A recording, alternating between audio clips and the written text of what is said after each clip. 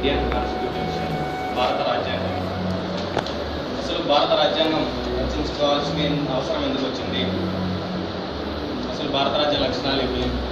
భారత రాజ్యాంగాన్ని రచించుకోవడానికి మేధావులు ఏం చేసినారు? మొట్టమొదటగా ఒక వ్యక్తి భారత కార్యదర్శి ఏమన్నాడంటే, మీరు రాజ్యాంగాన్ని రచించుకోగలరని సవాల్ ఇస్తాడు. అప్పుడు జాతీయ నాయకులు అయినటువంటి కొంతమంది పెద్దలు ఆ సవాల్ని స్వీకరించి సరే తయారు చేసుకోగలమని చెప్తారు. అసలు ఆ సవాల్ ఎందుకు తీసుకుంటాడంటే, అతను సైమన్ కమిషన్కి వ్యతిరేకంగా గోబ్యాక్ అనే నినాదానికి వ్యతిరేకంగా చేయడం వల్ల అతను గోబ్యాక్ తీసుకుని ఆ విధంగా వేస్తాడు. దాన్ని సవాల్గా స్వీకరించినట్టు వ్యక్తులు భారత రాజ్యాంగాన్ని రచించడానికి పూనుకుంటారు. 60 దేశాల యొక్క రాజ్యాంగాలను పరిశీలించి భారత రాజ్యాంగాన్ని రూపొందించడం జరిగింది. తర్వాత భారత రాజ్యాంగానికి అయినటువంటి ఖర్చు 64 లక్షల రూపాయలు ఖర్చు అయింది అప్పట్లోనే. తర్వాత భారత రాజ్యాంగానికి రచించడానికి అయినటువంటి సమయం 2 సంవత్సరాల 11 నెలల 18 రోజుల సమయం పట్టింది.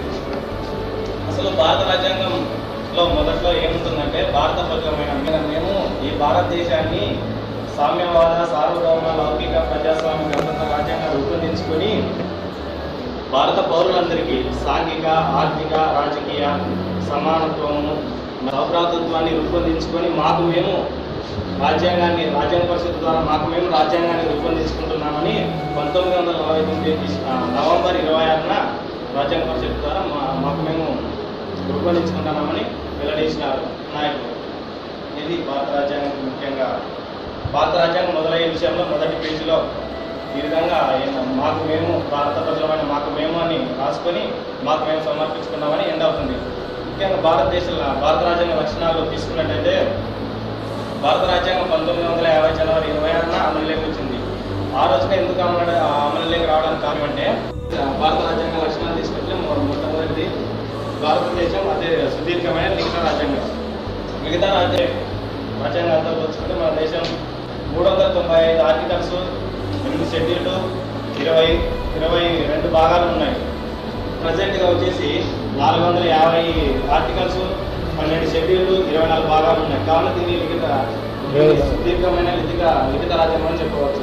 తర్వాత ఏకకేంద్ర సమైక్య లక్షణాలు కలిగిన, అంటే కొన్ని నిర్ణయాలు తీసుకోవడంలో సెంట్రల్ గవర్నమెంట్ తనంతటానే సొంతంగా నిర్ణయాలు తీసుకుంటుంది.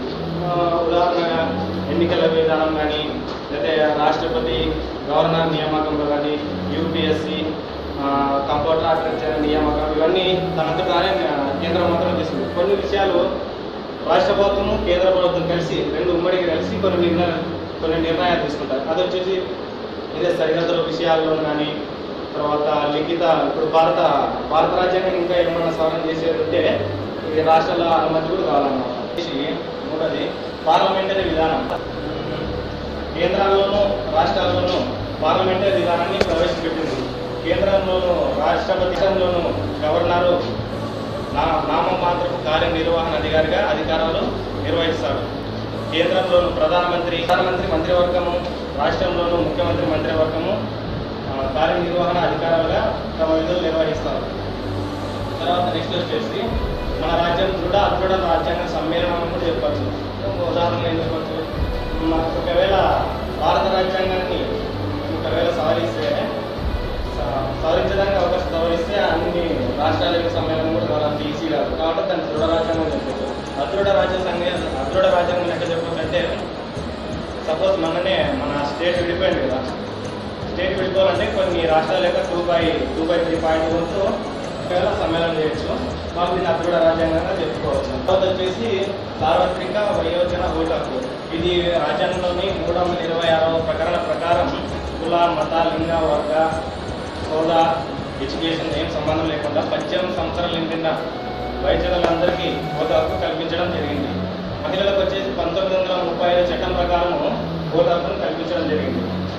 తర్వాత వచ్చేసి ప్రాథమిక హక్కులు అమెరికా రాజ్యాంగం నుండి తీసుకొని రాజ్యాంగంలోని 3వ భాగంలో 12 నుండి 30 వర్గాల అధికారంలో పొందుపరచడం జరిగింది. ఈ ప్రాథమిక హక్కుల్లో ముఖ్యంగా 7 ఉండేవి. దాన్ని ఆర్థిక హక్కును తొలగించడం జరిగింది. మిగతా వచ్చేసి సమానత్వ హక్కు, స్వేచ్ఛ స్వాతంత్ర హక్కు, మత స్వాతంత్ర హక్కు, పీడనాన్ని నిరోధించే హక్కు, విద్యా సాంస్కృతిక హక్కు, రాజ్యాంగ పరిహార హక్కు.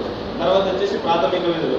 ప్రాథమిక విధులు అనేటివి రష్యా రాజ్యాంగం నుండి తీసుకొని భారత రాజ్యాంగంలో 4వ భాగంలో పొందుపరచడం జరిగింది. ప్రాథమిక విధులు ఏమంటే ప్రతి భారతీయ పౌరుడైన ప్రతి ఒక్కరూ ప్రాథమిక తప్పకుండా చేయాల్సి ఉంటుంది. దీనికి న్యాయ సంరక్షణ అనేది ఉండదు. సపోజ్ భారత రాజ్యాంగాన్ని గౌరవించడం, జాతీయ గీతాన్ని గౌరవించడం ప్రాథమిక విధుల కిందకి వస్తుంది. 2011లో కూడా 5 సంవత్సరాల్లో ప్రాథమిక విధులు ప్రతి ఒక్కరు చదువుకోవాలని కూడా ప్రాథమిక విధుల్లో చేర్చడం జరిగింది. తర్వాత ఆదేశిక సూత్రాలని ఐర్లాండ్ రాజ్యాంగం నుండి స్వీకరించి భారత రాజ్యాంగంలోని 4వ భాగంలో పొందుపరచడం జరిగింది. ఆదేశిక సూత్రాల్లో ముఖ్యంగా 3 సామ్యవాద సూత్రాలు, గాంధేయవాద సూత్రాలు, ఉదారవాద సూత్రాలని 3 ఉన్నాయి. తర్వాత వచ్చేసి భారత రాజ్యాంగంలో మరొక ముఖ్య లక్షణం వచ్చేసి ఏక పౌరసత్వం. అంటే మా అమెరికాను తీసుకున్నట్లుగా పౌరసత్వ విధానం అమల్లో ఉంది. బట్ మన దేశంలో వచ్చేసి ఎన్ని మతాలు ఎన్ని కులాలు ఏదున్నా ఒకటే పౌరసత్వం. అదేమంటే మనం ఇండియన్స్ అంటే భారత పౌరసత్వం పొందిన పౌరులని ఒకే పౌరసత్వం.